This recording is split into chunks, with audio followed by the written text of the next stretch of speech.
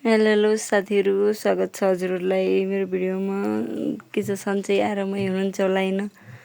कति सधैँ एउटै काम गरेर देखाएको भन्ने नसोच्नु, हाम्रो कामै त्यस्तै हुन्छ त होइन? घरैसी काम। अब बिहान खाना पकाउनु पर्यो, पानी भर्नु पर्यो, अनि हामी छोरी मान्छेको काम त्यही नै हुन्छ।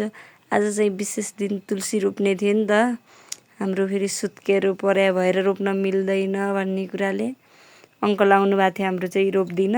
अनि त्यस पछाडि अङ्कलले तुलसी रोप्नुभयो। अनि हाम्रो कामै भनेको यही हो होइन? पानी भर्ने, भाँडा मिच्ने, खाना बनाउने, बिहानको काम फेरि यही नै हुन्छ कि प्रायः कति एउटै काम लिएर आएको भन्ने चाहिँ नसोच्नुलाई होइन। आज चाहिँ अलिक फरक काम पनि छ कि हामीले चाहिँ खुर्सानी टिप्दै थियौँ।